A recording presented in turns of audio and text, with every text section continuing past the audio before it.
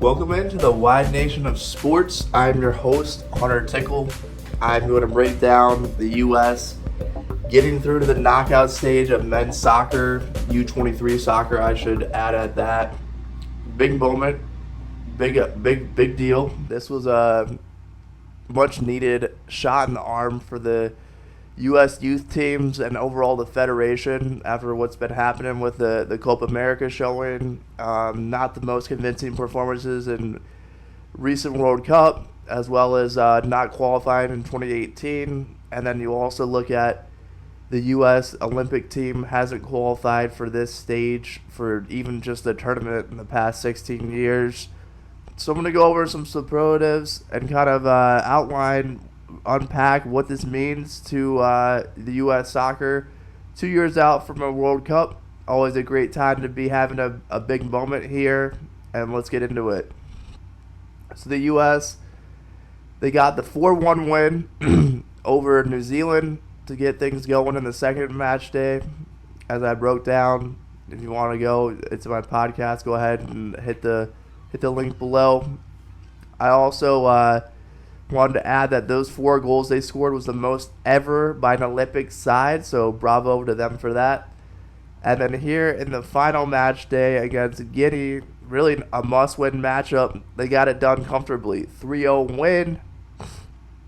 Got it done. And for the U.S., they didn't enjoy the lion's share of possession, but they did get it done. And for them, they got an early strike from George Mihailovic.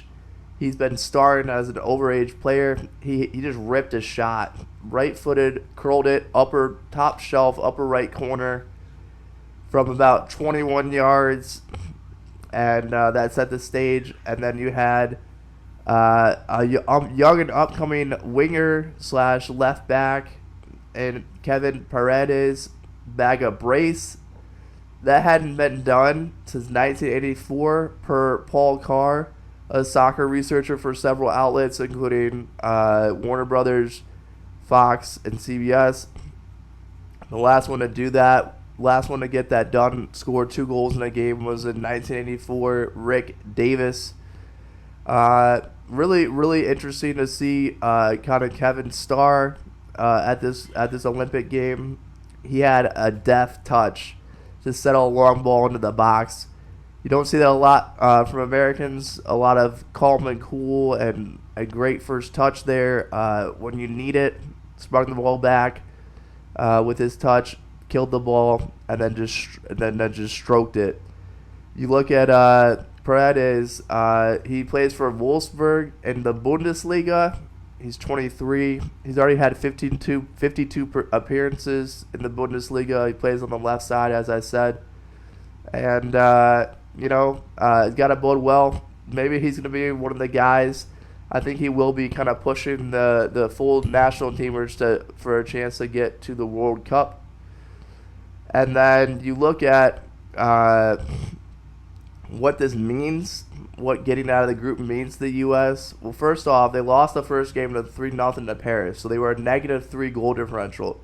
Immediately erased that deficit with a 3-goal win against New Zealand, and then get a 3-goal win against Guinea. They had a +3 goal differential after starting down -3, so really impressive. First time the U.S. has ever won 2 matches in 1 Olympic Games. They started doing this at national team sides set up for the Olympics back in 1908. So large chunk of change there for the U.S. Hadn't done that since then. In 2000, the U.S. got a couple of ties and a draw and a win in the first round to get out of the knockout stage. This is actually only the second time getting out of the knockout stage. First one since 2000. And the U.S. has not medaled. So they are now officially 2 wins away from medaling. If they can get a win in the quarterfinals, and then if they can get a win either in the semifinals or the bronze third place matchup. You look at the upcoming quarterfinal matchups. The U.S. gets Morocco, just dodged a cannonball by missing a matchup with Argentina, a stacked Argentina, really talented bunch, really strong players there for the Argentine U23 team, and it's even more interesting when you think about it, because that the first game in this tournament, kind of in bizarre fashion, was Morocco versus Argentina, and it was something that didn't necessarily pan out the way anyone expected. I think anyone anywhere, kind of how it unfolded. Morocco was up 2-1 late in stoppage time. Argentina gets a goal. Looks like they've tied it up. Fans are going nuts, literally nuts, like looking to riot, get things a little bit too hasty there in the first game of the Olympic tournament. Well, the game ends abruptly, and then lo and behold, several hours later, they come back to the stadium and they rule that the goal was offsides. So it was no goal for Argentina, and then they play out the final, I think it was 3 or 4 minutes of stoppage time. And so that's what happened, and Morocco got the win. Of course, when these standings finished with Group B, you had Morocco had the same amount of points, same goal differential, same goals scored as Argentina. So what was the next tiebreaker head to head? So pretty remarkable that decided it. But if you're the U.S., you dodged a matzo ball by not having to play them here in the quarterfinals, and really giving yourself a chance to get to the semifinal round if they can get it done.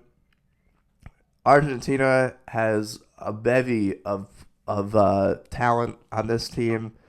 Obviously, Lionel Messi is sitting this one out, but you have the legs of Lucas Beltran, Giuliano Simone, Luciano Gondulo, Julian Alvarez. I mean, this team is just they're primed in position. We'll see what they kind of do after they responded from that loss to Morocco with back-to-back wins. Kind of were underwhelming. It looked like in a 2-0 win to finish up the group stage. But we'll see. We'll see where they're going, and the U.S. for now avoids them. Argentina did book a date with France, the host, and so that's a mega matchup right there. And we'll see what kind of effect that has, and what kind of colossal matchup we have in the quarterfinals between them. Again, Argentina is coached by Javier Mascherano. He was a legendary defensive midfielder for Argentina back in the day. Played a lot of big matches for the national team, a lot of good teams. Was someone who was really adept at moving the ball as well. And this Argentina squad has four World Cup winners on their squad, and that includes Thiago Almada, goalkeeper Geronimo Rulli, and veteran defender Nicolas Otamendi. So we'll have to see kind of where this goes, and like I said, the U.S. dodged a huge bullet. Japan's going to play Spain. Egypt's going to play Paraguay. And that rounds out the quarterfinal matchups.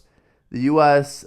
Shouldn't be just happy to get here. They should be continuing to press the matters and keep getting forward, getting goals. They had 7 goals in the last 2 games. We're going to look to continue that form.